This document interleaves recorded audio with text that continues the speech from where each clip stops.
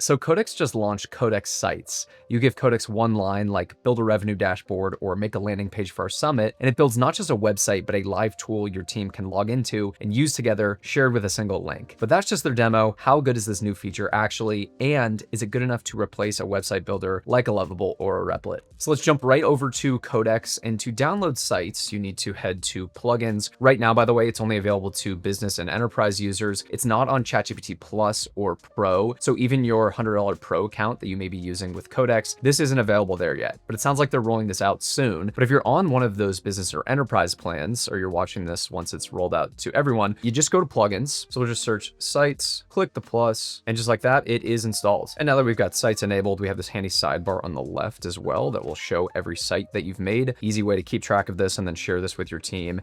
So we'll test it a few ways. What I want to do first is start a new chat and just rip through a bunch of designs, because I really want to see how well this thing holds up when it comes to basic landing page design and how it compares to something like Replit, Lovable, VO, Bolt, all of those AI builders. So I'm going to just go over to a new chat and I'm just going to ask it, just like they did in their demo, can you create a microsite to manage event ops for our upcoming summit? Obviously, I don't have an upcoming summit or any event ops, so I think Codex is just going to fill in the blanks there, but I'm curious to see what it will come up with. And while that loads, if you've used Claude, this probably looks a lot like Claude Live Artifacts that they launched a couple months ago, which lets Claude, if you're not familiar, build an interactive page or a little app right inside the chat. So it uses the connectors that you already have to pull data from your different connectors like Gmail, Slack, CRMs and stuff like that. So we're going to demo all of that. But the difference, at least from this quick testing, is that Live Artifacts runs inside Claude's sandbox. Codex Sites, on the other hand, actually deploys a real hosted app with a database, with logins, with storage, all of that. So it seems like Codex Sites is not only just a site builder, but it's also this internal tool that is live, that is constantly updating, and something that you can really make interactive with your team as well. So that's the big difference. So we're going to see though how well this actually does. Anyway, let's go back here. It looks like the microsite is done. Let's see what we got. Summit ops command. Let's just go back to X and see how well it compares. So here's OpenAI's demo, Blossom widgets, and then let's see what our demo came up with. Summit ops. Okay, cool. It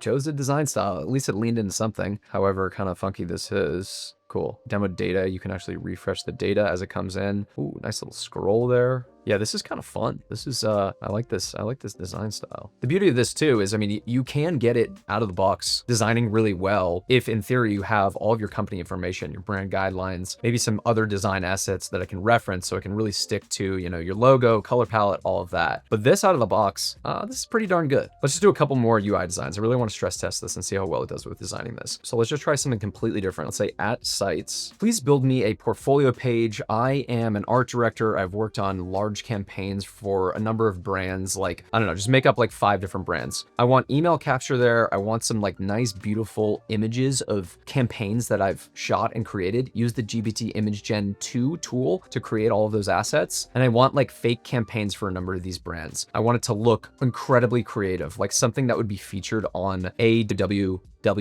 Awards. Awards. I don't know how to say that. Awards. So I'm not sure the Sites is exactly what this is designed to do, but because it's able to build websites, might as well put it to the test. And this is the real test of whether it compares to the AI website builders. GPT Image Gen just already outputting incredible images. I mean, you gotta love that. Like, you got some motion blur here. It's just a good image. This is another benefit. I mean, you can't do this in Live Artifacts with Claude. This is the beauty of working in Codex. You have image generation in here, which is just so clutch. Nice little tent brand here. This is like a REI or Patagonia or something. Look at these guys. Just looking out. Great shot, art director. And it just hummed for 18 minutes. We got some more product images here. Oh, I remember that bubble campaign was great. And everything is done. So we have our website here. Let's check it out. Let's go to Real Browser for this. Okay, I see where it's going with the crazy font. Not bad. Uber After Dark. Great campaign. Don't love this crazy typography. It's just not readable, but I see it trying to be bold. Okay, I make high concept commercial work with the precision of a launch room. Okay, don't love these. These are too small. I'm not gonna be nitpicky here, but let's just keep scrolling through. Okay, nice ridge and rove. There's no like carousel or anything. Wow, that's a great shot. Jeez, that looks like a real lifestyle shoot. Jesus. Continually more impressed with GPT image gen than anything else, but we'll just keep scrolling. Okay. Yeah, don't like how it like arranged these. I would have liked some sort of carousel or something else, but okay. Every campaign gets a look. Pretty good for a one-shot. Doesn't compare to the AI website builders. I will let you be the judge, but that's UI. And now let's get into the use cases that OpenAI are really emphasizing and how this could really change how you work. So to really test this, let's start with an example straight out of their docs, which is a request tracker. Build a request dashboard for my operations team, let team members submit requests, see who owns each one, update the status and filter the list, require people to sign in. So we're testing authentication, we're testing storage, testing multi-tenant users. Let's go to sites and try this exact prompt. New chat. Paste this in. Of course, again, this would be more useful if I actually had data to give it for my operations team, but let's just see what it comes up with. And while that was loading, just out of curiosity, I just started reading more of their docs to understand how they're doing this. Because normally you would need some kind of integration with an authentication provider or a database, something like Neon or Supabase, which if you've set up that before, you know can be an absolute pain. But interestingly, none of these need to be connected. And how they're doing that is through Cloudflare workers, which basically just means your app runs on Cloudflare servers around the world. So it's live in the internet the second it's built. There's no server for you to set up or anything like that. So Cloudflare has all of these sort of out-of-the-box features like D1, which is their database, R2, which is their storage, and then authentication as well. So all you're doing is just spinning up Cloudflare workers, and Codex is able to talk to Cloudflare and get these set up immediately. So there's no other integration needed. And if that doesn't make any sense, the point is they are really stepping on the AI website builder's turf with these kinds of features, where it is just completely frictionless. You don't need to go to another website, get another API key, deal with all of that. Just immediately from the get-go, you have basically a full stack application. Anyway, let's get back to the build. Our operations request desk is ready. So it looks like I can open it up here. Okay, interesting. So I need to log in with my OpenAI credentials, which makes sense. This is how on the team plan, other people would be able to log in. They would have to log in with OpenAI. So I'm going to do that real quick. And just logged in, and here is our dashboard. The user experience could use a little bit of work. I'm not sure. So I guess I enter in the request there, and then it goes into here, vendor onboarding. Need vendors onboarded. Not sure how this is different from a project management tool, but okay. I submit requests. Okay.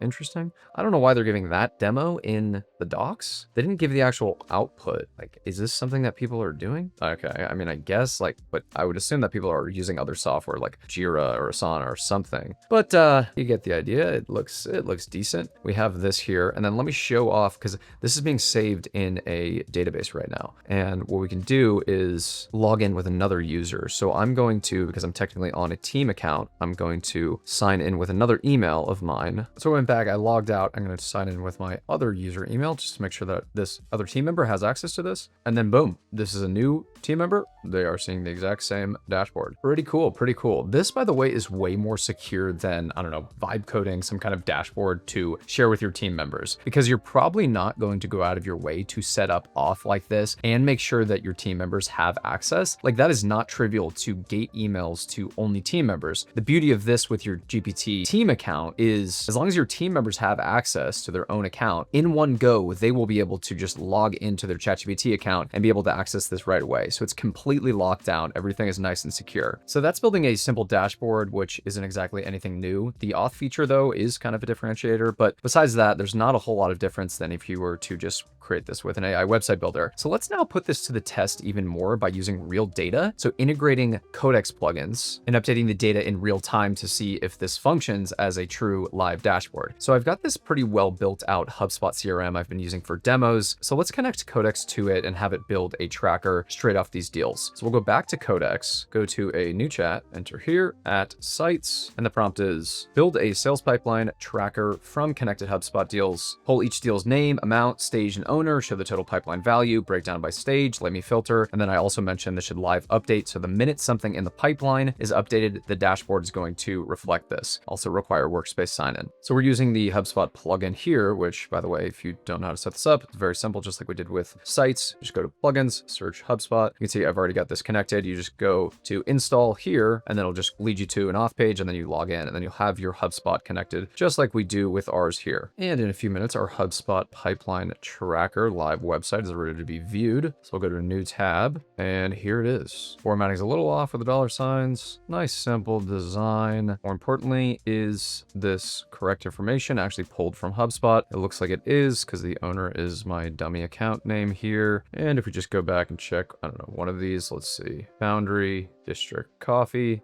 Yep, 48,270. So all those numbers add up. And if we wanted to, depending on what you have in your HubSpot, really the only numbers we have right now is just the deal amount, but you could customize this in any way, whether it's pipeline stage, whether it's last point of contact, you could have your sales reps assigned to this. So you could get really sophisticated with this dashboard here. And so you can keep track of all of this. I mean, you could even turn this into like an internal sales enablement tool where you're using this with your sales team to kind of fire them up and have like a leaderboard or something like that. I mean, I'm just riffing, but there's a ton of things you could do with this and CRM and sales and RevOps and all of that. So this is pretty cool. And let's just go back to Codex real quick. I just want to test one thing because I promised actually having live data. So I'm going to say use the at HubSpot to update a deal. And I want to ensure that it actually updates in real time in the pipeline tracker we just built. Deal is updated. We'll go back to our tracker, hit refresh, and boom. Foundry Coffee, deal size is increased to 108,270. So that's a pipeline tracker connected to HubSpot, updating in real time. And that about wraps it up. My verdict after these tests, well, I haven't opened Lovable or Replit anyway in months, but most certainly won't be doing that after this. These tools are running on the same models anyway, Opus or GPT underneath. God forbid you use one of their models. I think Replit has their own model, maybe Lovable does too. It's just not nearly as good, so why would you use it? And now that Codex does basically the same thing while handling the tedious parts like security, like databases, logins, I really don't see myself going back anytime soon. The UI might be a little bit better on Lovable or Replit, but that is marginal next to just getting a working proof of concept out as fast as possible. Now, interestingly, if we go back to OpenAI's announcement, they launched this in partnership with the exact tools that Sites is going to be competing against: Lovable, Replit, Webflow, Vercel, Wix, Base 44. So it may be one of those beat us or join us scenarios for these AI builders. Maybe in this first iteration, they'll be working together in tandem, but I just can't see how Sites in the future isn't going to be eating these companies' lunch.